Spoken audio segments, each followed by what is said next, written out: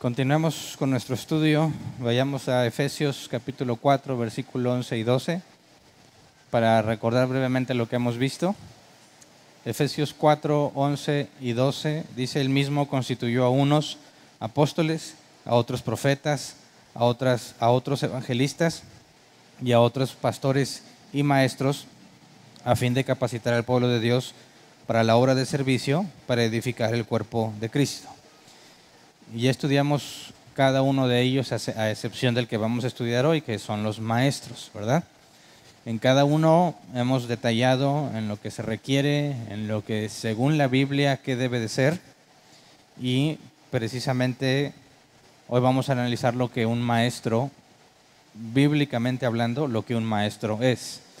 Porque cuando tú le preguntas a un cristiano que qué hacen los maestros, vas a escuchar normalmente que son los que cuidan a los niños, ¿verdad? Y eso es normalmente el concepto que se tiene de maestros. Yo me acuerdo que en las iglesias en las que yo llegué a estar había un problema porque nadie quería ser maestro, o que nadie decía, no, es que a mí no me gusta estar con los niños. Entonces siempre los maestros, en mi experiencia, estaban relacionados con los que cuidan los niños, o en algunas ocasiones particulares eran los que les daban clases a los nuevos. Pero hasta ahí. De hecho, me parece que este ministerio de maestro ha sido relegado totalmente en nuestros tiempos. Las iglesias no se preocupan por enseñar, se preocupan por motivar a la congregación. Quieren darles nuevas revelaciones, quieren levantarles el ánimo y que tengan fe y cosas de ese tipo, pero a nadie le interesa enseñar. Sí enseñan, pero no la Biblia, ¿verdad? Enseñan cosas extrañas. Entonces, cuando hablamos de maestro, es uno de los ministerios aquí mencionados que son para edificar el cuerpo de Cristo, de tal manera que es muy importante que una iglesia tenga en función este ministerio, tal como la Biblia lo enseña. Así que vamos a escudriñar algunos pasajes para ver qué es un maestro y qué hace un maestro desde el punto de vista bíblico. Y después de ahí sacar algunas otras conclusiones importantes en cuanto a este ministerio. Quisiera que empezáramos con el caso de Jesús. Vamos a Mateo capítulo 7, versículo 28 y 29. Mateo 7, 28 y 29 dice: "Cuando Jesús terminó de decir estas cosas, las multitudes se asombraron de su enseñanza, porque les enseñaba como quien tenía autoridad y no como los maestros de la ley". Y aquí me parece que es el caso más claro de lo que un maestro hace. En el caso de Jesús, obviamente todos los dones, todos los ministerios están en Jesús, ¿verdad? Pero vamos a enfocarnos ahorita en cuanto a la enseñanza. Cuando nos dice que las multitudes se asombraron, en griego se traduce como estar en shock, presenciar algo increíble, asombrarse. Entonces, las multitudes ven algo increíble y es que Jesús está enseñando. Pero ¿qué es lo increíble de eso? La palabra enseñaba es el griego didaké, se traduce como doctrina o enseñanza, es decir, se asombraban de la enseñanza de Jesús. Y didaké viene de didaskó, que se traduce como provocar que aprendan. Entonces, cuando Jesús enseñaba, provocaba que la gente aprendiera, y esto les resultaba sorprendente, porque dice que enseñaba como quien tiene autoridad. ¿Podrías ponerme la Reina Valera 60 de ese mismo pasaje, en el versículo 29? Porque les enseñaba como quien tiene autoridad y no como los escribas. Ahora, esto es importante porque en ambos casos habla de alguien que tiene autoridad, pero Jesús no tenía autoridad para enseñar. Precisamente, vamos a Mateo 21, 23.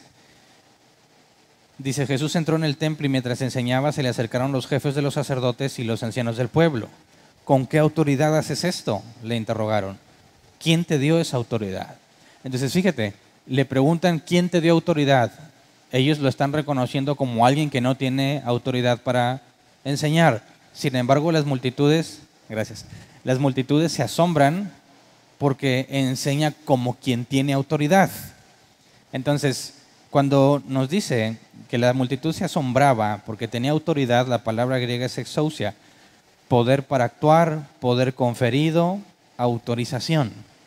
Entonces, la gente se asombraba porque Jesús parecía alguien autorizado.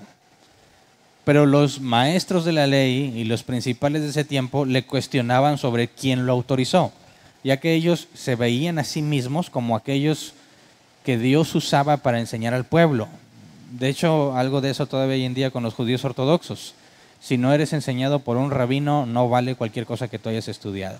Y si tú llegaste a conclusiones bíblicas, te lo digo por experiencia, te van a decir, ¿qué rabino te enseñó eso? O sea, no, pues yo lo aprendí, no sirve. Si no te lo enseñó un rabino, está mal lo que hayas aprendido.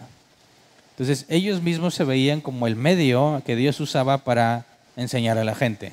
Y como Jesús no tenía las credenciales de ellos, no fue instruido a los pies de ninguno de ellos, no había sido enviado por ellos, le preguntan, oye, si nosotros no te mandamos, ¿con qué autoridad haces esto? El problema es que ellos no creían que Jesús había sido autorizado por Dios para hacerlo. ¿Me explico? Cuando hablamos de este ministerio y hablamos de que a Jesús se le reconocía autoridad a pesar de que no tenía las credenciales necesarias, esto nos lleva a entender que, como en el caso de Jesús, el maestro ha recibido la capacidad de Dios para enseñar. Y en este caso, los maestros de la ley, los fariseos y todos estos, aunque estaban humanamente capacitados, no se comparaba con la capacidad que Jesús tenía a la hora de enseñar. Entonces, pensamos a veces que un instituto bíblico, en este caso, hace maestros. Yo me acuerdo que conocí hace muchos años, estaba yo en el grupo de jóvenes, hubo un evento como que interiglesias y habían varios individuos de otras iglesias que apenas estábamos conociendo y era un viaje a la Ciudad de México, creo que íbamos al Estadio Azteca, ¿verdad? Algo así. No un partido de fútbol, iba a haber un evento cristiano. Y empezabas a conocer a chavos de otras iglesias y algunos se presentaban como pastor, yo soy el pastor tal, y decía, ¿tienes mi edad? ¿Qué? Es que yo ya me gradué como pastor. Y pedían que les dijeras pastor. ¿Por qué? Porque tenían un papelito que dice que el instituto fulano de tal ya lo certificaba como pastores. De manera que ellos pensaban que ser pastor era la consecuencia de haber estudiado en un instituto. Y precisamente ese es el problema que Jesús está enfrentando ahí, ¿verdad? Le dicen, a ver, los fariseos y los maestros de la ley, nosotros somos los que enseñamos y a ti no te enseñamos. ¿Con qué autoridad enseñas? Por eso es que un instituto bíblico no hace maestros. Es imposible que un instituto bíblico haga maestros. Es Dios quien establece quién es maestro y quién no. Y un instituto bíblico te puede dar las herramientas y conocimiento y habilidades quizás a la hora de exponer la información, pero es imposible que un instituto haga a un maestro. Es una habilidad dada por Dios. Entonces, no porque tenga alguien un título, significa que ya fue encomendado por Dios. Y no está nada mal que si fuiste encomendado por Dios, tengas un título que te respalde, ¿verdad? Pero el título no hace al pastor, no hace al maestro. Es Dios quien lo hace. Así que es bueno estar humanamente preparados, ¿verdad? Es parte de nuestra responsabilidad de estar capacitados y haciendo lo que humanamente podamos hacer para ser mejores. Pero es un error pensar que eso es lo que determina cuál es tu llamado o tu ministerio. Es Dios quien lo hace. Entonces, se sorprendían de que Jesús, no teniendo las credenciales ni la educación que se supone que debe tener, enseñaba mejor que los más preparados. ¿Me explico? Así que si tú tratas de determinar si lo tuyo es ser maestro, no busques títulos, ¿verdad? Digas, no, es que yo no soy de instituto. Charles Spurgeon, le llaman el príncipe de los predicadores, no era de instituto. Estudió mucho, pero no era de instituto, ¿verdad?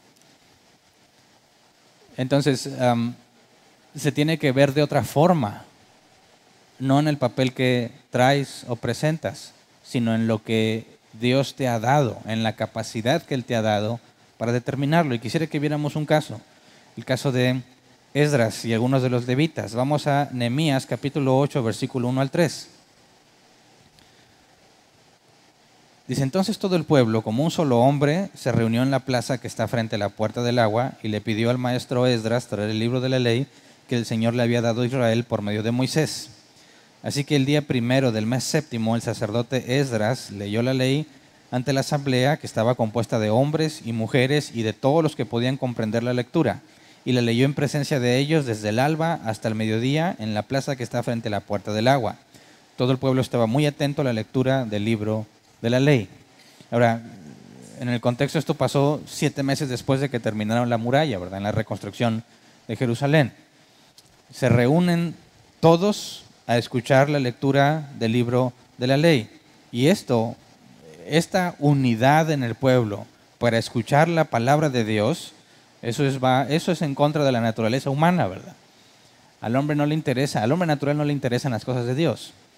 Pero el hecho de que tengas a todo este pueblo deseoso de escuchar la palabra significa que Dios ya está haciendo algo en ellos. Y quisiera que lo tengamos en la mente porque al final voy a sacar conclusiones en cuanto a esto. Toda la gente está atenta a lo que va a leer Esdras. Y no nada más estaba leyendo Esdras. Versículos 7 y 8 dice, los levitas Jesúa, Bani, Serebías, Jamín, Acub, Sebatai, Odías, Maseías, Kelitá, Azarías, Josabed, Hanán y Pelaías le explicaban la ley al pueblo que no se movía de su sitio. Ellos leían con claridad el libro de la ley de Dios y lo interpretaban de modo que se comprendiera su lectura. Entonces, leían e interpretaban de modo que se comprendiera. Y ese es en esencia el trabajo de un maestro. Acuérdate que hablamos de profecía, es hablar de forma clara la escritura, pero el maestro provoca que aprendas. La forma en la que lo explica de manera que lo comprendas te hace aprender. ¿Me explico? Ahora, Esdras se había puesto de pie, en el versículo 4 dice, Esdras se puso de pie sobre una plataforma de madera construida para la ocasión. Esdras estaba visible y estaba leyendo, y los levitas, imagínate la multitud, ¿verdad? No tienen micrófonos, ni bocinas, ni nada de ese tipo. Esdras está leyendo, me imagino que lo más fuerte que sus pulmones le permiten hablar. Y los levitas, me imagino yo, están repartidos porque le están explicando al pueblo, estando repartidos, explican lo que Esdras está diciendo. Tanto el que lee como el que interpreta lo hacen de manera que se comprenda. Ahora, esto tiene un efecto muy importante. Cuando habla de comprender, el hebreo bin, se habla de entender o discernir. Y discernir es distinguir entre dos cosas aparentemente iguales. Versículo 9 al 12. ¿Qué es lo que sucede con el pueblo cuando la palabra de Dios se enseña de esta manera? Dice, al oír las palabras de la ley, la gente comenzó a llorar. Por eso el gobernador Nehemías, el sacerdote y maestro Esdras y los levitas que enseñaban al pueblo les dijeron, no lloren ni se pongan tristes porque este día ha sido consagrado al Señor su Dios. Luego Nehemías añadió, ya pueden irse, coman bien, tomen bebidas dulces y compartan su comida con quienes no tengan nada, porque este día ha sido consagrado a nuestro Señor. No estén tristes, pues el gozo del Señor es nuestra fortaleza. También los levitas tranquilizaban a todo el pueblo, les decían, tranquilos, no estén tristes, que este es un día santo. Así que todo el pueblo se fue a comer y beber y compartir su comida, felices de haber comprendido lo que se les había enseñado. Así que cuando Dios usa a alguien para explicar lo que la palabra de Dios dice, necesariamente tiene que haber una reacción en la gente. Ahora, no hablo de toda la gente en general, ¿verdad? Más adelante voy a hacer un poco más de énfasis en esa parte. Ahorita quiero hablar primero del lado del maestro. Cuando la gente llora por escuchar el mensaje de Esdras, ¿qué crees que los hizo llorar? Bueno, quizás no tienes mucho contexto, ¿verdad? Dices, pues puede llorar de felicidad o de tristeza, no sé. Hay personas que tienen sentimientos encontrados, están tristes y felices al mismo tiempo y como quiera lloran. Pero si tú sigues leyendo el capítulo 9, están llorando porque entienden que son pecadores. Entienden el pecado que están cometiendo o que cometieron. En este contexto del pecado que están cometiendo, porque si seguimos leyendo, vamos a ver que renuevan el pacto con Dios. Entonces, la lectura de manera comprensible, enseñándole a la gente, En este caso trajo convicción de pecado. ¿Por qué? Porque empiezas a comprender lo que Dios quiere y lo que tú haces. ¿Me explico? No había música, luces, música tranquilita, o te imaginas a Esdras que dijo, por favor sube el del teclado. Y lo, ting, ting, ting. Sí, Señor. Hoy venimos ante ti. Ting, ting, ting. Y empiezan a hacer eso que le llaman ambiente de adoración. Y luego la gente empieza a llorar. ¿Por qué llora? Pues porque ya le moviste sus sentimientos, ¿verdad? Aquí están leyendo la ley y la gente empieza a llorar. ¿Por qué? Porque hay convicción de pecado. Porque entiendes lo que debe ser y lo que eres en realidad. No les hizo un llamado al altar. Vengan todos los que están arrepentidos. No, la gente no dejaba de llorar. Y les decían, ya, tranquilos, este es un día para estar alegres. Y la gente seguía llorando. ¿Por qué lloran? Porque entienden. El comprender la palabra de Dios necesariamente te cambia. Muchas veces puedes leer la Biblia y no pasa nada contigo. Muchas veces puedes escuchar predicaciones y no pasa nada contigo, pero llegas a un pasaje o a varios que aunque lo has leído muchas veces, Dios te permite comprenderlos y todo cambia. ¿Verdad? Aunque no te hayan dicho que vas a derrotar a tu Goliat, o que tú eres el próximo David, o que eres un rey, príncipe de Jehová. No. Dios usó la lectura de las Escrituras y los hizo entender. Y después de llorar, todos están felices. Bueno, primero lloran y luego están felices. ¿Por qué? Bueno, podemos leer Nehemías 9, versículo 1 al 3. Dice, el día 24 de ese mes los israelitas se reunieron para ayunar, se vistieron de luto y se echaron ceniza sobre la cabeza. Habiéndose separado de los extranjeros, confesaron públicamente sus propios pecados y la maldad de sus antepasados, y asumieron así su responsabilidad. Durante 3 horas leyeron el libro de la ley del Señor su Dios, y en las 3 horas siguientes le confesaron sus pecados y lo adoraron.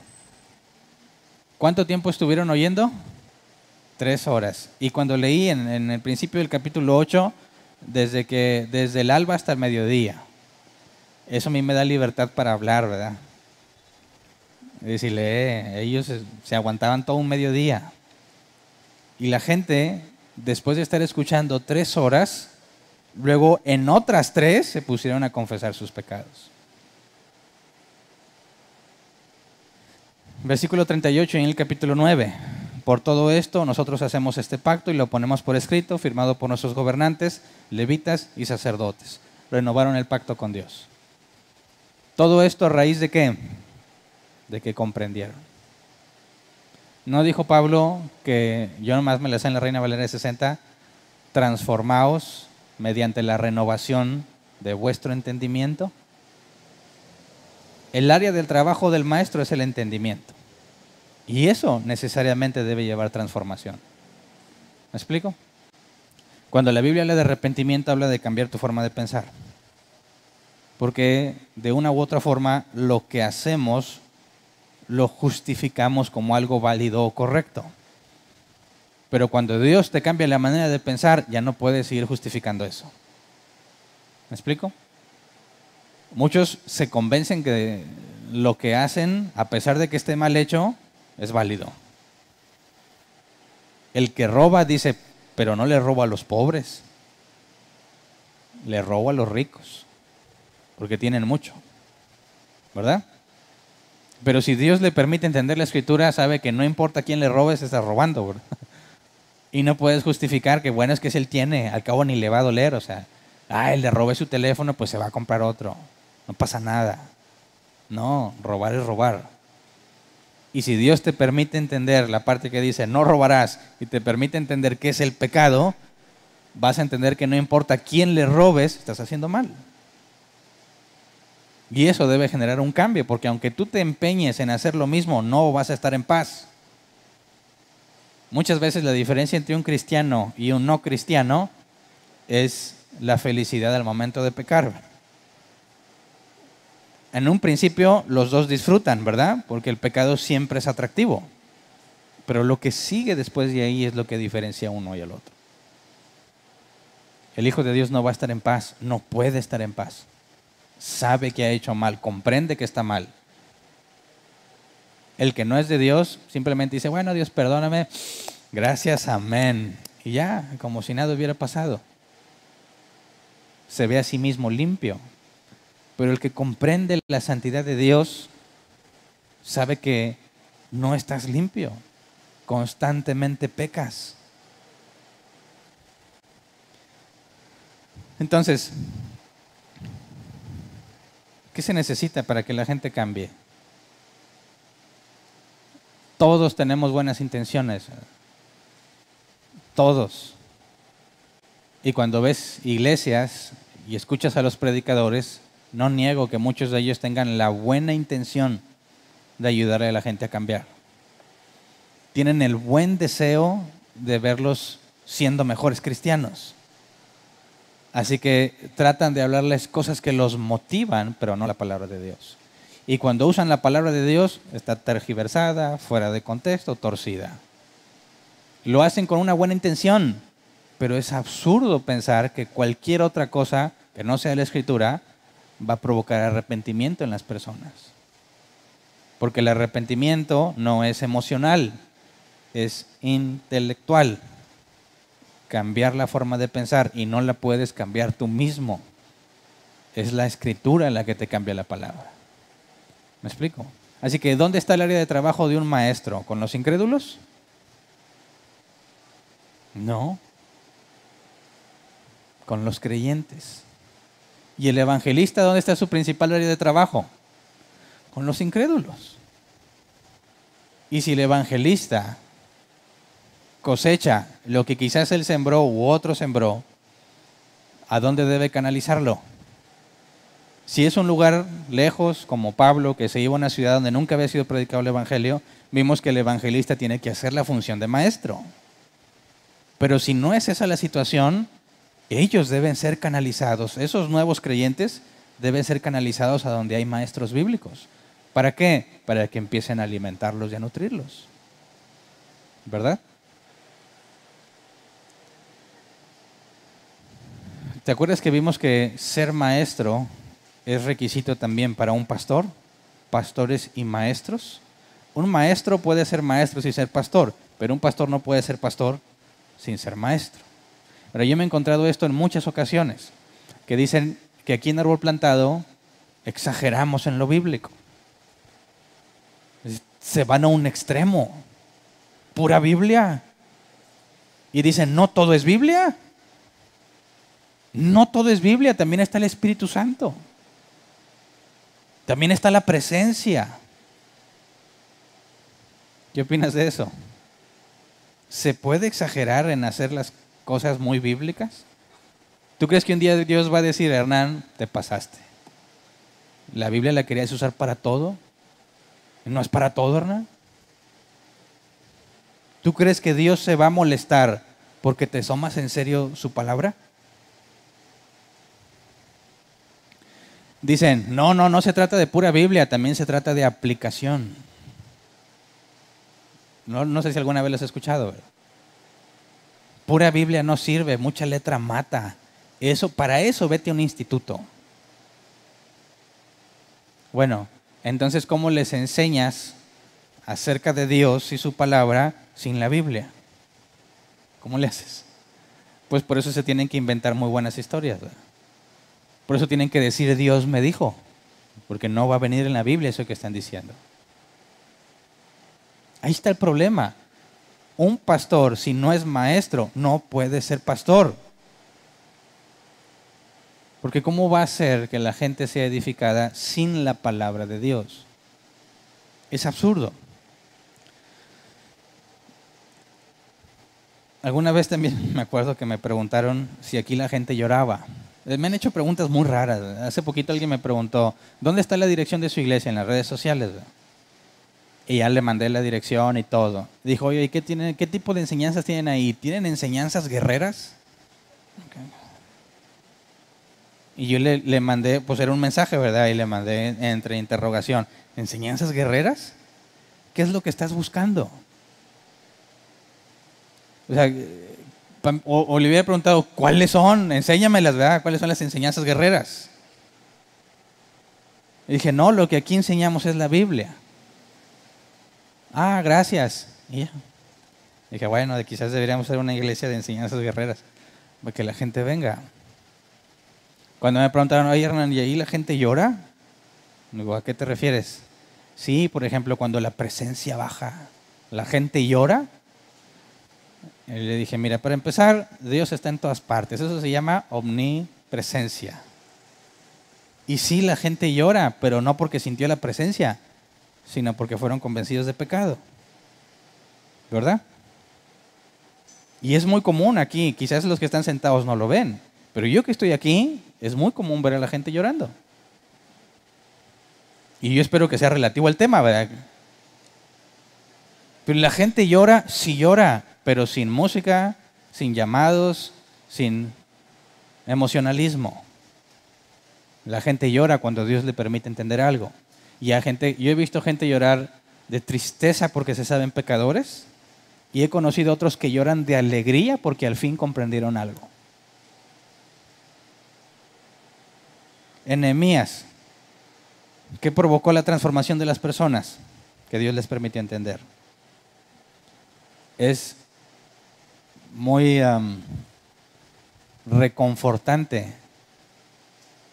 Es muy hermoso ver cómo Dios hace todo el proceso que la Biblia enseña en un individuo. Cuando a veces llegan aquí en ceros, no saben nada, y a veces vienen en calidad de opositores. A veces cuestionando, ¿y por qué? Y esto. Y empiezas a explicar y luego se van. Y luego regresan y cambian un poco su actitud. Ya no se sienten tan opuestos, están tratando de entender y de encontrar puntos en común. Y luego después vienen interesados en aprender la Biblia. Y luego después dicen que son cristianos porque no eran. Y después de eso los ves perseverar en la iglesia. Es algo que solo Dios puede hacer. Claro que se requiere un maestro, pero voy a demostrar que no es mérito del maestro. Es un milagro que Dios hace por medio de un maestro y de otra situación que más adelante vamos a ver en ese individuo que está escuchando al maestro.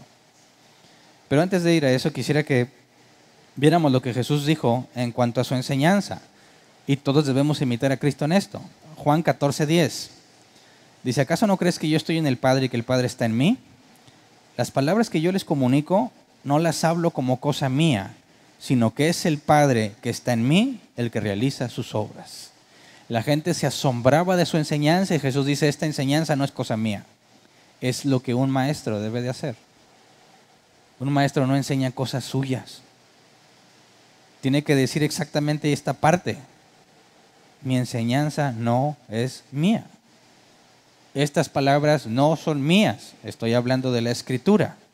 Lo que un maestro, bíblicamente hablando, debe de hacer es enfocarse en la palabra de Dios.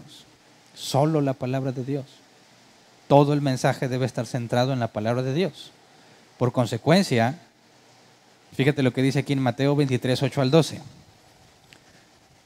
Pero no permitan que a ustedes se les llame rabí, porque tienen un solo maestro, y todos ustedes son hermanos. Y no llamen padre a nadie en la tierra, porque ustedes tienen un solo Padre, y Él está en el cielo. Ni permitan que los llamen maestro, porque tienen un solo maestro, el Cristo. El más importante entre ustedes será siervo de los demás, porque el que a sí mismo se enaltece será humillado, y el que se humilla será enaltecido. ¿Cómo podemos entender que hay un solo maestro y al mismo tiempo dice que Dios constituyó maestros? En Efesios 4:11. ¿Hay uno solo o hay varios? Claro que Dios ha encomendado maestros para edificar la iglesia, pero dado que el maestro solo debe enseñar la Escritura, el único maestro realmente es Dios, es Jesús. Porque lo que se enseña es su palabra. El maestro no trae cosas nuevas. El maestro no inventa doctrinas nuevas. Si hace eso, queda descalificado. El maestro habla lo que el verdadero maestro ha dicho. Y de esa forma se cumple esa parte. Dice, porque el que a sí mismo se enaltece será humillado y el que a sí mismo se humilla será enaltecido. Aquel que piensa que es él y que es su revelación y su palabra y eso, va a ser humillado. Porque el único maestro es Jesús. Y la tarea del maestro es enseñar lo que el maestro enseñó. La gran comisión, id y haced discípulos, enseñándoles que pongan por obra, o según la versión que leas, que guarden todo lo que les he mandado. ¿Qué dijo Jesús? Los profetas en el Antiguo Testamento habla de mí.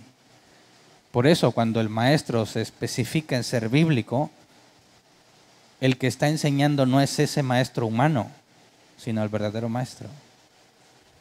¿Me explico? Veamos el caso de Pablo. Pablo era maestro en la iglesia de Antioquía. Hechos capítulo 13, versículo 1. En la iglesia de Antioquía eran profetas y maestros: Bernabé, Simeón, apodado el Negro, Lucio de Cirene, Manaén, que se había criado con Herodes el tetrarca, y Saulo. Profeta y maestro. ¿Entiendes la diferencia? Ambos, para ser maestro se requiere el don de profecía, ¿verdad? Y cuando haces oficio de profeta, pues estás simplemente exponiendo la palabra de Dios de forma clara. Pero el maestro enseña y te lleva, usado por Dios, a la comprensión del texto.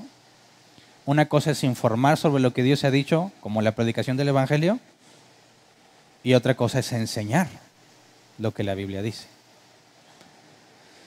Entonces, 1 Corintios 2, 1 al 5 nos dice que Pablo se limitó a hablar de Jesús y a este crucificado. En nuestro contexto es ser bíblico, ¿verdad? Dice 1 Corintios 2, 1 al 5: yo mismo, hermanos, cuando fui a anunciarles el testimonio de Dios, no lo hice con gran elocuencia y sabiduría. Me propuse más bien, estando entre ustedes, no saber de cosa alguna, excepto de Jesucristo y de este crucificado. Es más, me presenté ante ustedes con tanta debilidad que temblaba de miedo.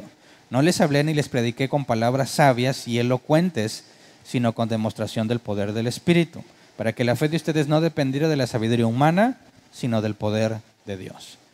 Y aquí podemos ver claramente que aunque Pablo, sabemos por distintos pasajes que hablan de que leía, citaba a poetas seculares, sabía de filosofía, aún así no quería hablar de eso y se enfocaba en hablar de la palabra de Dios.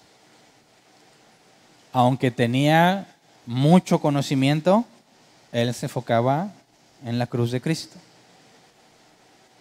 No significa que no importa que no sepas mientras seas bíblico, no. Sino que seas bíblico a pesar de que sabes muchas otras cosas. ¿Me explico? 1 Corintios 2, 6 al 7. En cambio, hablamos con sabiduría entre los que han alcanzado madurez, pero no con la sabiduría de este mundo, ni con las de sus gobernantes, las cuales terminarán en nada. Más bien, exponemos el misterio de la sabiduría de Dios, una sabiduría que ha estado escondida y que Dios había destinado para nuestra gloria desde la eternidad. Y aquí podemos ver que Pablo rechaza la sabiduría humana. ¿Cómo sabemos que la sabiduría es humana? Porque no cuadra con las Escrituras.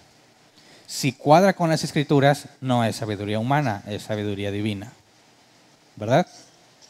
Entonces Pablo, en lugar de hablar de cualquier otra cosa con tal de motivar a la congregación, se limita a lo que proviene de Dios. Eso es lo que identifica a un maestro. ¿Me explico? Hay muchas personas que son buenas para enseñar, pero eso no es el ministerio bíblico. El ministerio bíblico solamente es de la Escritura. Un muy buen maestro de matemáticas es un maestro dado a la edificación de la iglesia, nada que ver. Un maestro en una congregación que enseña puras mentiras, pero las enseña muy bien, tampoco no tiene nada que ver con este ministerio. Para poder ser un maestro en la perspectiva bíblica, tienes que enseñar la Escritura. ¿Ok? 1 Corintios 2, versículo 12 al 13. Dice, nosotros no hemos recibido el espíritu del mundo, sino el espíritu que procede de Dios, para que entendamos lo que por su gracia Él nos ha concedido. Esto es precisamente de lo que hablamos, no con las palabras que enseña la sabiduría humana, sino con las que enseña el Espíritu, de modo que expresemos verdades espirituales en términos espirituales. Ahora quisiera hablar un poco más de esto, porque cuando dice, de modo que expresamos verdades espirituales en términos espirituales, la NBI pone una nota y dice, posible traducción alterna, expresamos verdades espirituales a personas espirituales. Me gusta más esa traducción. ¿Por qué? Porque es más fácil de entender. Porque el que no es de Dios, dice la Escritura, no percibe las cosas de Dios. Entonces imagínate que invitas a un maestro a evangelizar. ¿Será usado de la misma manera que dentro de la iglesia para enseñar? No. ¿Por qué? Porque el hombre natural no puede percibir las cosas de Dios. Luego, hablamos no con lo que enseña la sabiduría humana. Ayer estaba viendo con Verónica un video de un pastor, Cash Luna, y me sorprendió su enseñanza descarada, porque él decía que a él le enseñó un apóstol que a la iglesia se debe de ir vestido de la manera correcta y con la cartera para adorar a Dios. Porque si vas al mall, llevas tu cartera. Si vas a no sé dónde, llevas tu cartera. Dice, ¿por qué cuando vienes a la iglesia no traes la misma disposición? Porque a Dios se le honra y se le adora con tu cartera. Ahora, a mí me parece muy clara la enseñanza, ¿verdad? Pero no es para nada bíblica. Y qué descaro de decirle a la gente que tiene que adorar a Dios con su cartera. Primer punto, ¿dónde está el pasaje bíblico que fundamenta eso? Y lo peor es que la gente le aplaudió. Sí, Señor. Y se dicen cristianos, y es una mega iglesia. ¿Es un hombre de Dios? Claro que no. Queda descartado fácilmente por la propia escritura que se supone que debe enseñar. Así que Dios no le da el don de ser maestro a alguien que no enseña la Biblia. Eso es contradictorio.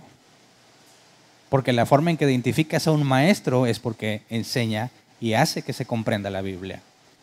De otra forma es cualquier otra cosa. Puede ser un hombre muy hábil, pero no tiene esto que se llama don de enseñanza. ¿Me explico? Entonces, dice, lo que hablamos, cosas espirituales, es para personas espirituales. Si alguien quisiera ser bíblico en esa congregación y tratara de refutar lo que ese hombre acaba de decir, ¿cómo le va a ir? ¿Le van a aplaudir? ¿O van a sacar a patadas de ahí? Escuché a otro hace tiempo, se llama Maldonado. Se autodenomina apóstol. Y él decía que hay personas que le criticaban que porque él traía trajes de marca muy costosos. Y él resolvió este asunto de la crítica diciendo que le trajeran un saco que está todo roto y feo. Y se lo puso y dijo, ¿me vas a creer cuando te hable con este saco? ¿Vas a recibir bendición de mí con este saco todo mugroso? ¿Alguien con un saco harapiento te podría bendecir? Y toda la gente, wow, qué enseñanza, aplaudiéndole. Es el colmo del descaro. Pero ¿cómo es que la gente no lo puede ver? Precisamente porque se hablan de cosas espirituales entre los que son del Espíritu. ¿Me explico?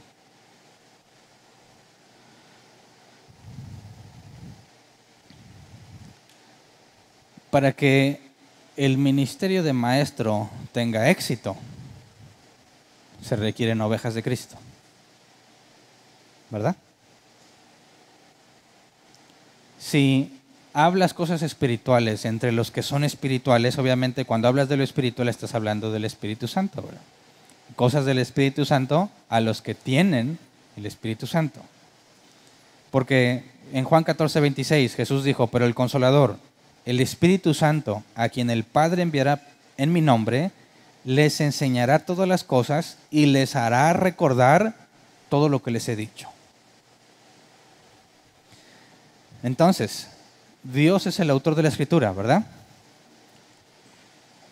Necesita el maestro enseñar lo que el Espíritu le enseña a él, porque es el Espíritu quien nos enseña todas las cosas, ¿verdad? Pero ¿cómo le hace un maestro para ser enseñado por el Espíritu Santo? De aquí muchos dicen, el Dios me dijo, o yo siento, ¿verdad? Algunos le enseñaron a saber cuándo algo era de Dios basado en cómo te sentías. Decían, a ver, ¿eso que estás haciendo te da paz? Y te decías, a ver, tenías que ver qué tanta paz tenías, ¿verdad? Y después, pues sí, entonces es de Dios. ¿No tienes paz? No, me siento así como que medio inquieto. Entonces no es de Dios. ¿Por qué? ¿Por qué era valioso eso? Porque el Espíritu Santo te habla siempre, pero tienes que quedarte callado para poder oírlo. Si no, no lo vas a oír. Entonces tienes que hacerle para poder escuchar. Creo que me está diciendo algo. Cállense. Dime, háblame, Espíritu. Dios me habló. Y esta paz lo confirma. Es absurdo, pero así viví yo muchos años. Y tú también, no te hagas. ¿Por qué? ¿No eras oveja de Cristo? ¿O ya eras? ¿Puede una oveja de Cristo tropezar? Claro. La diferencia es que la oveja de Cristo no va a permanecer todo el tiempo en la mala doctrina. Porque es Dios quien nos guarda, ¿verdad? Y en algún tiempo, como a mí, unos 13 años, me puede dejar que me pierden toda clase de información incorrecta. Y un buen día decirme, basta, abrir mi cabezota y hacerme entender la verdad. Y luego yo te tengo que explicar a ti lo que mi cabezota dura hizo. Y resulta que tú también lo hacías. ¿Verdad? Pero ¿cómo es que el Espíritu te habla para enseñar? ¿Lo vas a escuchar? ¿Lo vas a sentir? Claro que no. La Escritura, los hombres hablaron inspirados por el Espíritu Santo. ¿Verdad? Leer la Escritura es oír a Dios. Toda la Escritura es inspirada por Dios. ¿Quieres que Dios te hable? Lee tu Biblia. Y si no me da paz, ¿qué importa? Eso es lo que la Escritura dice. ¿Me explico? Y si no oí la vocecita del Espíritu que me hablaba, ¿cómo podrías saber si realmente es el Espíritu? ¿Qué tal si te habla un demonio? ¿Cómo podrías discernirlo? A ver. Mucha gente asegura que Dios le habla y hace cosas contrarias a la voluntad de Dios. Hay gente que ha matado a otros porque Dios se lo pidió. Y está bien seguro que Dios le habló. Si tú oyes una voz, ¿vas a decir, ¿es Dios? ¿Cómo podrías saber si es Dios? Bueno, el primer parámetro es que Dios no va a contradecirse a sí mismo, ¿verdad?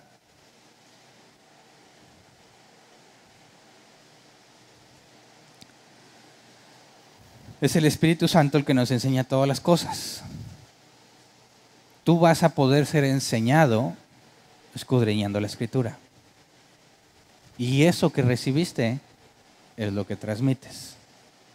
Y todo eso que estás aprendiendo y transmitiendo viene de un solo maestro, que es Jesús. De esa manera las personas experimentan cambio porque su pastor, el principal, el dueño de las ovejas, es quien le habla por medio de la boca humana de un maestro. Por eso es que los cristianos estamos como estamos ahora, ¿verdad? Porque la Biblia ha quedado delegada. Y es precisamente eso lo que identifica a los falsos maestros. 1 Timoteo, capítulo 1, versículo 3 al 7. Al partir para Macedonia, te encargué que permanecieses en Éfeso y les ordenaras a algunos supuestos maestros que dejen de enseñar doctrinas falsas y de prestar atención a leyendas y genealogías interminables. Pausa. ¿Por qué son supuestos maestros? Porque no están enseñando la palabra de Dios, así de simple. Por eso es que pones en duda que sean maestros. Porque si Dios los instituyó como maestros, es para que enseñen su palabra. ¿Verdad?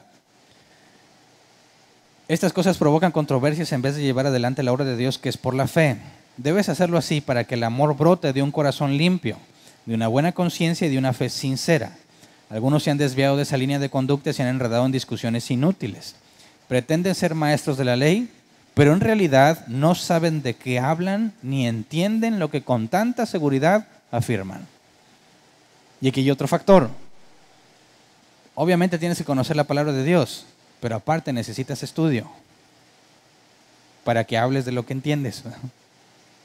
Qué complicado sería tratar de explicarte algo que ni siquiera yo entiendo. Y por eso es que salen tantas locuras en muchas predicaciones, ¿verdad? Porque ni siquiera ellos comprenden lo que están diciendo. A mí me llama mucho la atención. Yo les he dicho algunas veces que en Facebook y eso, yo a veces sigo ateos, páginas ateas, pastores que obviamente su doctrina está equivocada. Y si alguno dice, ¿por qué Hernán es amigo de esas gentes? Bueno, para estar enterados de lo que hacen. Y pongo atención en las cosas que publican, porque a veces publican diciendo que si tienes fe, Dios te respaldará en todo lo que hagas. Si tan solo lo crees, lo verás hecho realidad. Y un chorro de likes, ¿verdad? Y luego otro pasaje que dice, bueno, ponen otro post que dice, Dios es soberano. Él gobierna sobre todas las cosas. Y los mismos que le dieron like a lo que dijeron que con fe tú todo lo puedes y Dios te respalda, también le da like a donde dice que Dios es soberano y Él hace lo que Él quiere. ¿Qué es lo que demuestran? Que no saben de lo que están hablando. Porque si realmente tú con fe te echas a Dios a la espalda para que hagas lo que tú quieres, Dios ya no es soberano. ¿Verdad? Y si Dios es soberano, entonces no te vas a echar a Dios en la espalda porque tienes fe. Lo dicen bien seguros y ni siquiera lo entienden. Ese es el caso. Afirman con mucha seguridad cosas que ni siquiera entienden. A veces hasta da risa ver cómo se contradicen de una publicación a otra. Pero están bien seguros y eso es lo más peligroso, porque la ignorancia da seguridad. ¿Te has dado cuenta? Mientras menos sabes, más crees que sabes. ¿Verdad? Yo ya leí toda la Biblia. Y piensan que, oh, wow, ¿toda? Desde Génesis a Apocalipsis, no, eminencia.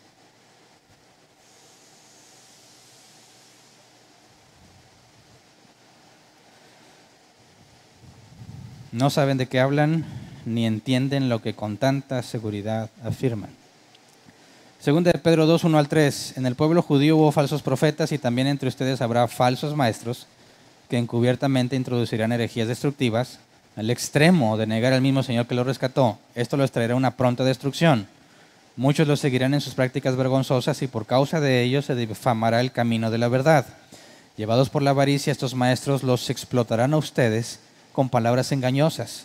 Desde hace mucho tiempo su condenación está preparada y su destrucción los acecha. Ahí están Maldonado, Cash, los explotan, ¿verdad? Y la gente explotada, feliz de la vida. ¿Por qué? Porque llevados por la avaricia, los siguen. ¿Por qué la avaricia? Porque les prometen prosperidad. Los explotan, pero son felices, porque piensan que va a alcanzar la prosperidad. ¿Qué los identifica como falsos maestros? Precisamente eso, lo que enseñan. ¿Verdad? Ahora, un maestro se puede equivocar, cometer errores a la hora de exponer o interpretar un tema, pero en cuanto se dé cuenta, tiene que hacer la corrección. no va a estar en paz si no hace la corrección.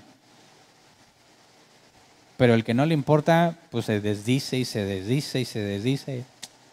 Tú toma lo bueno, desecha lo malo. ¿Verdad? La vieja confiable. Según de Timoteo 4:2-4, predica la palabra, persiste en hacerlo, sea o no sea oportuno.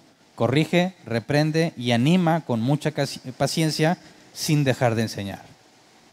Está hablando aquí de, ¿esto es para los incrédulos o para los creyentes? Para los creyentes, porque no puedes enseñar a los incrédulos, ¿verdad? Predica la palabra, persiste en hacerlo, sea o no sea oportuno. Pura Biblia, Hernán. ¿Para todo qué es la Biblia? Corrige, reprenda y anima con mucha paciencia. ¿Y eso en base a qué? A la Escritura. Es la única que tiene poder para corregir, ¿verdad? Sin dejar de enseñar, porque llegará el tiempo en que no van a tolerar la sana doctrina, sino que llevados de sus propios deseos, se rodearán de maestros que les digan las novelerías que quieren oír. Dejarán de escuchar la verdad y se volverán a los mitos. Ahora, aquí se identifica a la falsa oveja. Y es donde un falso maestro es útil. ¿Por qué es útil? Porque se lleva las cabras. ¿Verdad? Y entonces también hay un propósito. Es juicio de Dios dar falsos maestros al pueblo. Es juicio de Dios darles falsos profetas. Romanos 1 es claro, por cuanto no quisieron tomar en cuenta a Dios, los entrega a sus propios deseos depravados. Entonces, ¿debemos de luchar para acabar con los falsos maestros? No, ese no es nuestro llamado. Nuestro llamado es cuidar al rebaño exhortando sobre la falsa doctrina, ¿verdad? Avisando de los lobos. Pero si la oveja no es oveja, sino cabra loca, se va a ir. Y por eso le debemos agradecer a Dios, ¿verdad?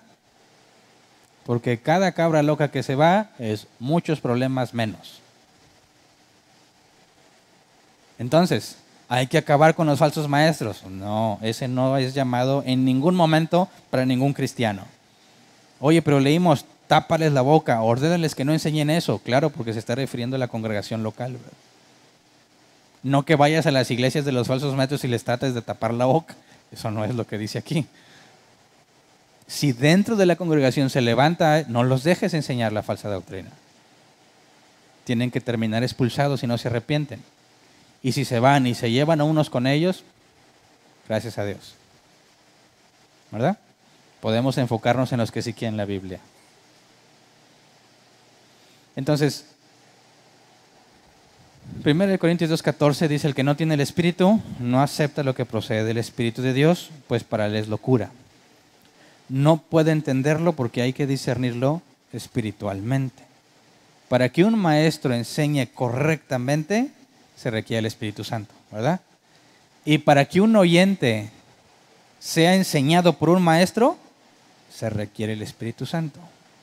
Dios pone al maestro y al oyente para que funcione. ¿De quién es el mérito? De Dios. No del maestro, ni de la inteligencia de la oveja que oye, sino del Espíritu Santo en ambos. ¿Verdad? Entonces, ¿quieres saber si eres un maestro? ¿A quién deberías hablarle? ¿A cualquier persona? A los cristianos, a los hijos de Dios. ¿Y qué pasa si hay uno que dice que es cristiano pero pues nunca entiende la Biblia? Bueno, no lo puedo decir con certeza, pero es una muy mala señal, porque es el Espíritu quien te enseña todas las cosas. Por eso podemos decir, puede haber cristianos que pasan y pasan los años y no entienden y nunca entendieron. Claro que no, porque el Espíritu Santo debe enseñarles.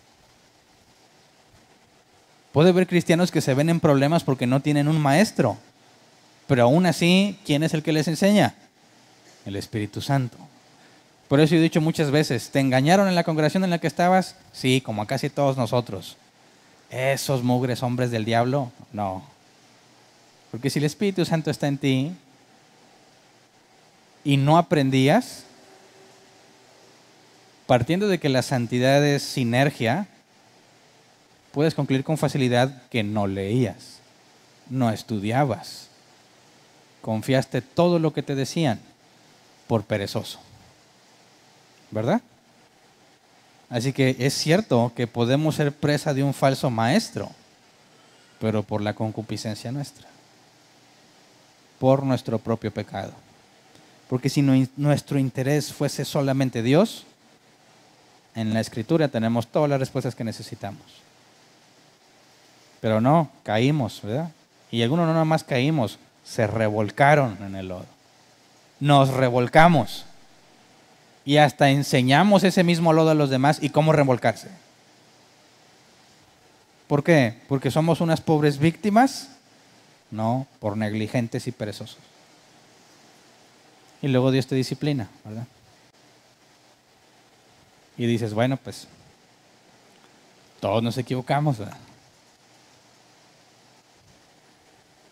Pero Dios en su sabiduría, a algunos los dejó ahí 13 años como a mí, y a otros unos cuantos meses. Y cuando dicen, oye, es que yo empecé en una iglesia, pero algo no me gustó, digo, qué milagro tan sorprendente, porque a mí me tomó como 13 años. Y hay otros que Dios les da tanta misericordia, que en unos poquitos meses dicen, esto ya no me cuadra. Y dices, ¿en serio? ¿Cómo es que no te cuadra si a mí me cuadró muchísimos años? Enorme gracia y misericordia de Dios. Ellos no necesitaban revolcarse como lo hicimos nosotros. Pero uno que es tan necio, Dios nos dejó un tiempo, nada más. Y luego nos corrigió. Y es doloroso. Y es vergonzoso. Pero gracias a Dios por lo que hizo. ¿Verdad? Entonces, requerimos ovejas y maestros para que esto funcione. Los pastores también requieren ovejas o de cualquier cosa. También requieren ovejas. Los profetas, se les puede hablar a los incrédulos o a los creyentes, ¿verdad? Los apóstoles, esos ya no hay. Evangelistas, también funcionan en ambos casos, pero su principal área es con lo de afuera. Entonces, entiendes cómo cada ministerio en su conjunto, aunque tienen objetivos distintos, requieren todos de dominio de la Escritura, entendimiento de la Escritura. Cualquiera de los ministerios que esté haciendo algo que no esté fundamentado en la Biblia, cae en la categoría de falso. ¿Y cómo es posible que la Biblia es lo que más desconocen los cristianos? Por eso estamos como estamos. Por eso antes de un evento van a embarrar aceite de las cosas. Por eso están pobres y quieren darle dinero al predicador para prosperar. Por eso tienen problemas y en lugar de hacer algo para arreglarlos, se ponen a decretar que ya no los tienen. Por eso cuando oyen que le dicen algo es ungido, sacan las garras y dicen, no toques a mi pastor, a pesar de que los está explotando. Por tanta ignorancia de la Biblia. No caigamos en ese error. ¿Cuánta gracia nos ha dado Dios? ¿Cuánto se nos ha concedido? No desaprovechemos lo que Dios nos ha dado. Trabajemos en multiplicarlo.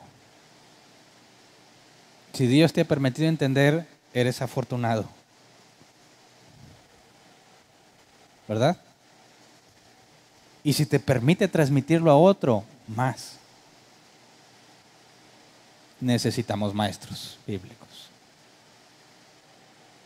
El maestro dice, échemelos. El evangelista dice, voy por ellos. ¿Verdad? Todos evangelizamos. Todos debemos ser capaces de enseñar. Pero cuando hablamos de los ministerios que Dios concede, hablas de una habilidad particular para eso. Roguémosle a Dios que los profetas profeticen, que los evangelistas evangelicen, que los pastores pastoreen y los maestros enseñen, cada uno según su don. Porque no nos vamos a beneficiar de un maestro de evangelista, ¿verdad? Necesitamos que cada uno empiece a usar lo que Dios le dio. Y si te faltan dones, pídeselos a Dios. No porque lo puedas convencer, sino porque quizás Dios en la eternidad dijo, a Hernán se lo voy a dar cuando me lo pida. ¿Verdad? Porque así como Dios ordena lo que va a suceder, también ordena el medio por el cual va a suceder. Y la oración puede ser uno de esos medios. ¿Verdad? Entonces no es, ándale Dios, ándale, échame la mano. No. Es Dios. Quizás en mi oración está ordenado que me entregues ese don. Quizás en medio de mi oración se cumplirá lo que habías dicho que sucedería. Eso es muy distinto a tratar de convencerlo, ¿verdad? Necesitamos maestros aquí y en muchas partes del mundo, ¿verdad? Cada vez hay más lugares donde piden que alguien de árbol plantado vaya. ¿No tienen alguien que pueda mandarnos?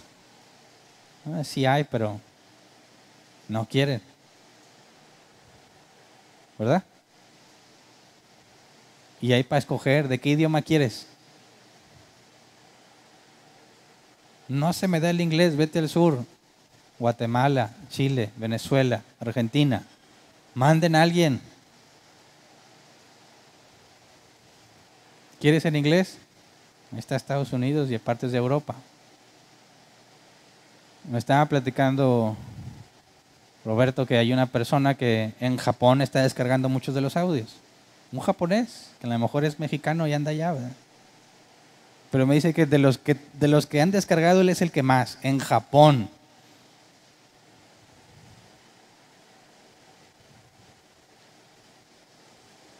Hay mucha necesidad. Hagamos la parte que nos corresponde. No sabes si eres maestro, empiezas a tratar de explicar a las ovejas. Y ahí vas a empezar a ver si es lo tuyo o no. ¿Verdad? Necesitas las víctimas, como dije la otra vez, ¿verdad? Conscientes o inconscientes. Mejor si son conscientes, ¿verdad? Si son inconscientes me refiero a que ni te pidieron ni nada y tú aprovechaste el tema, ¿verdad? Las víctimas conscientes son las que dijeron, a ver, te voy a explicar esto, a ver si me entiendes, y aceptan. Aprovecha ambas circunstancias, ¿verdad? Pero no dejes de esforzarte hasta que Dios te diga, esto es lo tuyo. Y no te digo que lo oigas o lo sientas, sino que tengas la evidencia. ¿Me explico? El mérito es de Él. En todos los ministerios es Él que lo hace. Por eso solo Él recibe la gloria, solo Él la merece. Así que vamos a ponernos de pie y vamos a orar.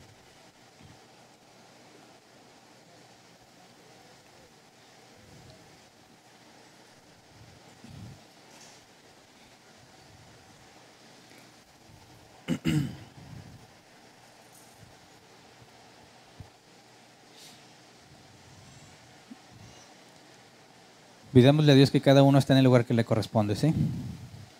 Y que si estás en el lugar equivocado, que por su misericordia te quite de ahí. ¿Estamos de acuerdo? Que cada uno haga aquello que fue llamado a hacer. Y así todos nos vamos a beneficiar. Así que vamos a orar. Señor, hemos aprendido de tu palabra que tú has constituido ministerios y has dado dones como tú quieres. No hay forma de demandarte algo, Señor, porque tú lo haces si tú quieres. Por eso venimos a rogarte, según tu voluntad, Que tengas misericordia de nosotros y nos dé los ministerios bíblicos que necesitamos, Señor, para edificarnos unos a otros, para que podamos todos alegrarnos con el milagro de la salvación. Ver a aquellos que nunca te conocieron, ver que tú los regeneraste entre nosotros. Y aquellos que estaban decepcionados de la iglesia, decepcionados del cristianismo, Padre, permítenos explicarle el verdadero significado de la Biblia y el verdadero cristianismo. Y concédenos ver esa renovación de votos como sucedió en los tiempos de Esdras y Nehemías. Personas que estaban caminando en sus propios caminos decepcionados, pero que les permitiste entender tu palabra y los trajiste de nuevo al redil. Concédenos ver entre nosotros que crecemos, que avanzamos, que cada vez sabemos más, que cada vez somos más humildes, que cada vez nos ayudamos más unos a otros, Señor. Agrega a tu iglesia a los que han de ser salvos, Padre. Rogamos por los que has llamado a ser evangelistas. Capacítalos, Señor. Úsalos para que tu reino se siga extendiendo. Rogamos por los profetas para que hablen siempre, que tengan la oportunidad cuando están entre los incrédulos y que lo hagan siempre entre los cristianos, Señor.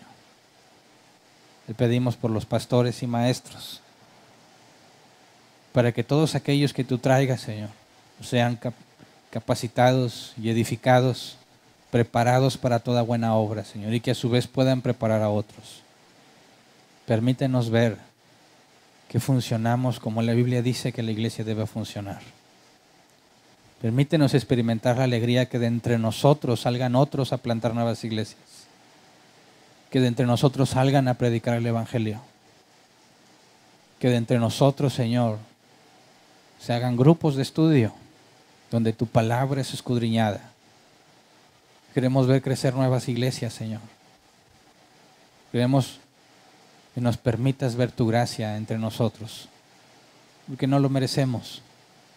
No hay nada en nosotros que merezca algo de ti. Pero Padre, según tu palabra, no es por nuestro mérito, sino por los de Cristo. Por eso, sabiendo que te pedimos en tu voluntad, lo hacemos en el nombre de Cristo. Todo esto te lo pedimos en el nombre de tu Hijo, como que nos ha encomendado hacerlo, confiando en que si es de acuerdo a tu voluntad, nos será hecho como dice tu palabra. Así que te damos gracias de antemano por todo lo que nos vas a permitir ver. Amén. Pueden sentarse. Pasemos a la sección de preguntas. Tenemos 15 minutos para preguntas. Si tienes una pregunta, levanta tu mano y te llevan el micrófono. Si tienes más de una pregunta, dale oportunidad a los demás. Si ya no hay nadie que quiera preguntar y todavía tenemos tiempo, entonces puedes pedir otra vez el micrófono. ¿Ok? Pregunta sobre el tema, ¿verdad? Si no es del tema, pues por favor no. ¿Alguien tiene una pregunta?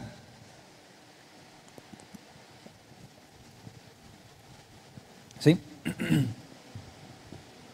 Buenos días, hermano. Buenos días.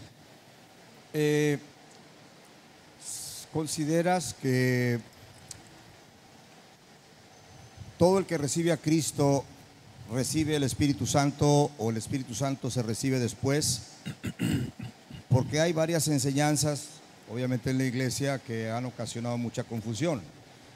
De hecho, pues me he dado cuenta que una gran mayoría no sabe discernir entre lo que es el espíritu y lo que es el alma, ¿verdad?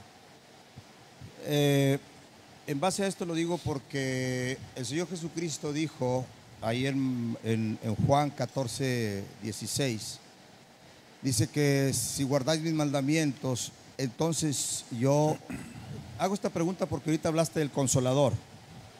Y pienso yo en lo particular que el Consolador no siempre se refiere al Espíritu Santo.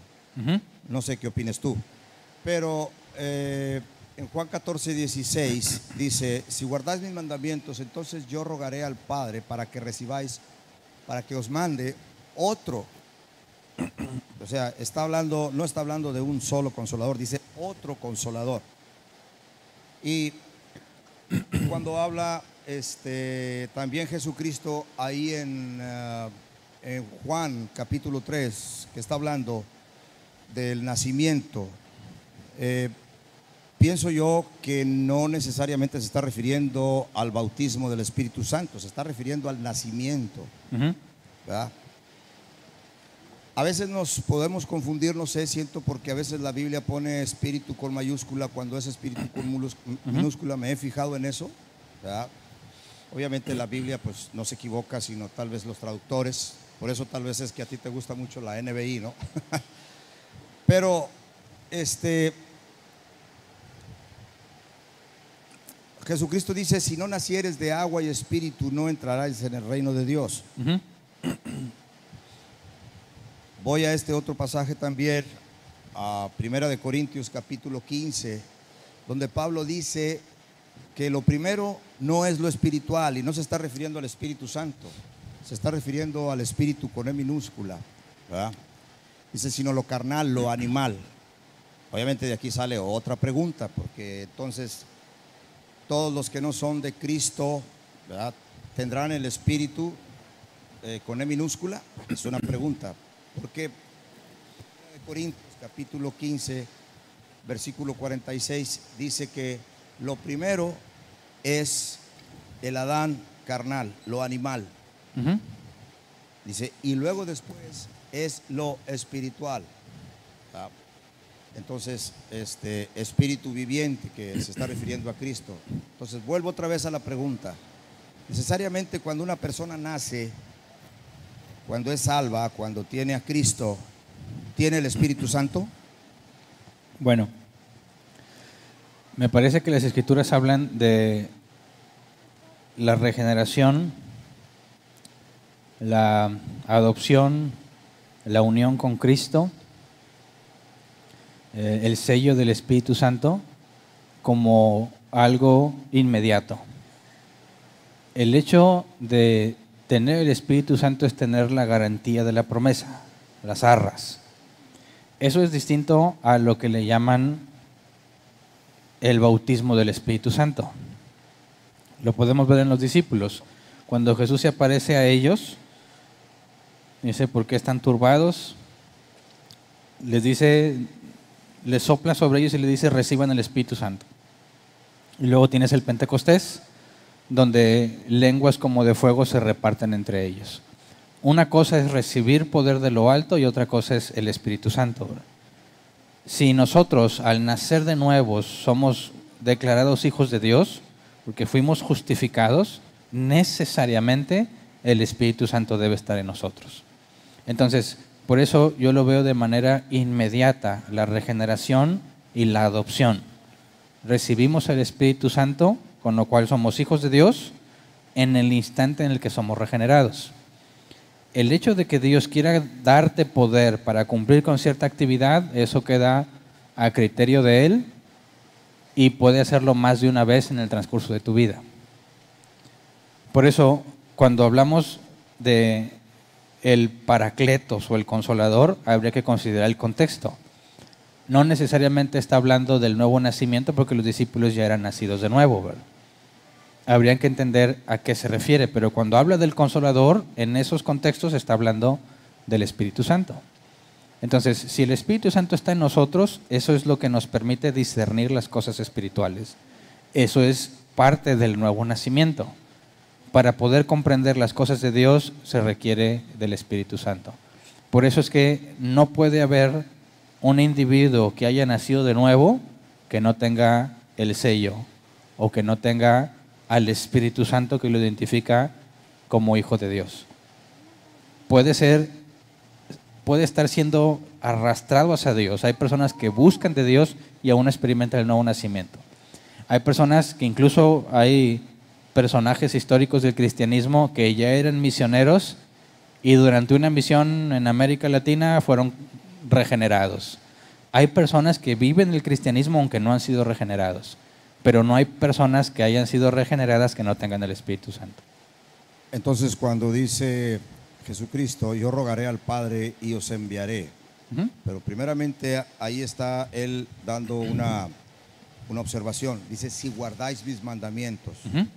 Como diciendo, ustedes ya tienen un consolador. Pero si guardan mis mandamientos, entonces yo rogaré al Padre para que os envíe otro otro consolador. Ujú. O sea, ahí está hablando de dos consoladores, no sé si estés de acuerdo. Bueno, es que si hablamos de Dios en esencia, el Padre, el Hijo o el Espíritu Santo, cualquiera es el consolador, ¿no? Si hablamos de qué persona de la Trinidad ejerce determinado rol en la salvación, podemos hacer distinción. Cuando dice que Él les enviaré, a mí me parece que está hablando del Pentecostés, ¿verdad? De que el Espíritu Santo descienda sobre ellos con poder para capacitarlos en la tarea. No necesariamente está hablando de un consolador distinto, porque sería el mismo Dios. ¿Me explico? Ok, sí, hay mucho de qué hablar al respecto, pero creo que hay más tiempo para eso. Ok. ¿Alguien más?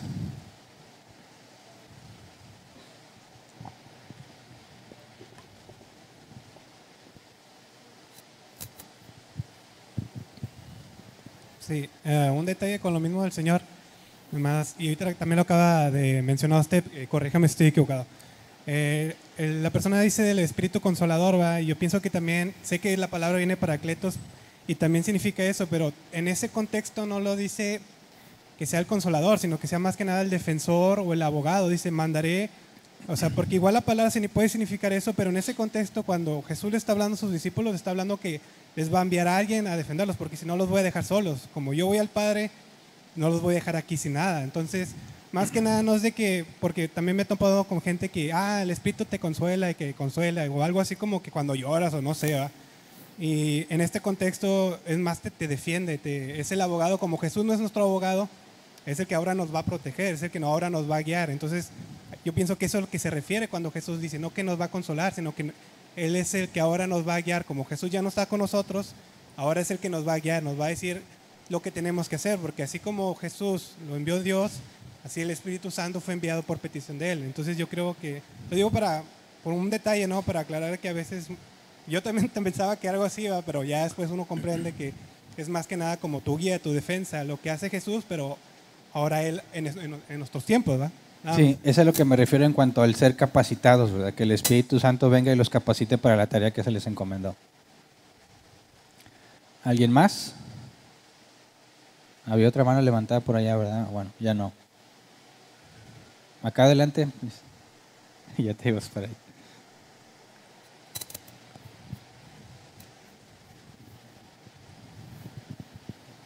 Sí, buen día. Pastor,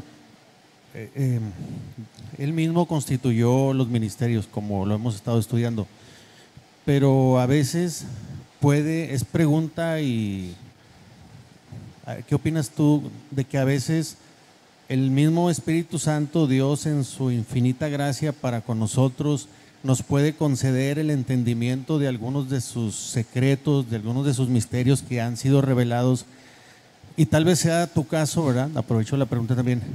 Pero sin que haya habido, no estoy diciendo que no sirvan para nada y menos que no se necesiten, pero Dios en su infinita gracia y misericordia, que a veces se manifiesta de maneras diversas para cada uno de nosotros, ocurre a veces, pastor, que sin necesidad de haber un personaje físico, llámese maestro o pastor maestro, ¿verdad? O solo maestro, Dios nos ha concedido el entendimiento en algunas cosas de su palabra, sin haber un maestro físico. Entonces, por ejemplo, aprovecho y te pregunto, o sea, ¿tú has tenido un maestro físico que digas, el señor Luis García me enseñó a mí, fue mi maestro? O sea, yo que creo en lo personal, ¿verdad? Y no que sea divino, pero que Dios en tu caso te ha dado ese entendimiento y Él mismo te ha enseñado, porque como dice, Él es el maestro y nadie más nos va a enseñar sino el mismo Espíritu.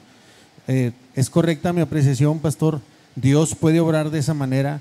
No estoy desairando o menospreciando, diciendo que de nada sirvan, pero aún y con todo y eso, Dios no va a estar esperando a ver si se levantan o no se levantan, y puede obrar de esa manera como creo que lo expresé.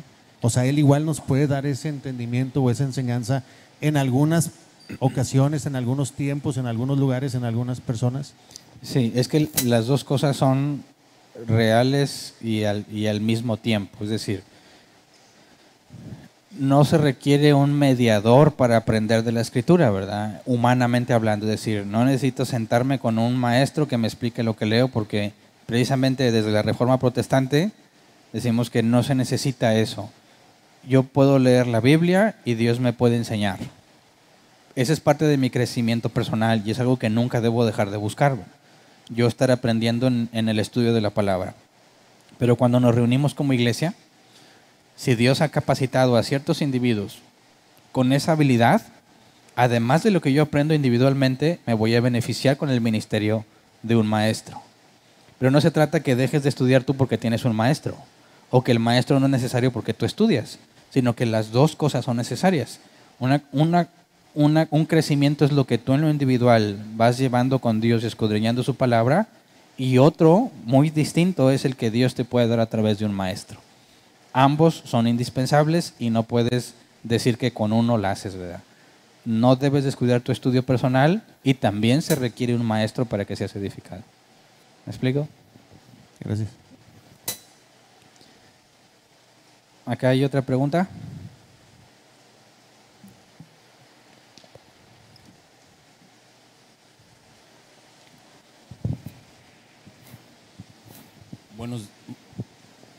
Buenos días.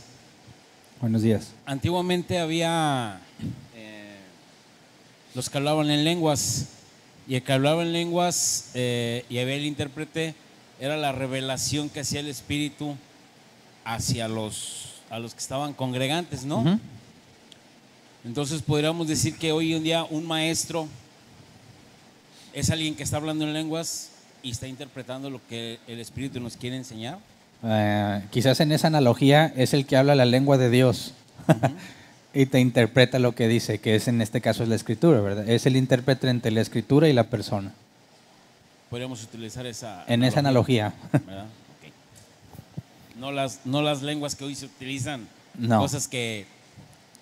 No, porque el interpretar lenguas es lo que un individuo está diciendo en particular, ¿verdad? Uh-huh. Y el maestro solamente su tarea es interpretar la escritura.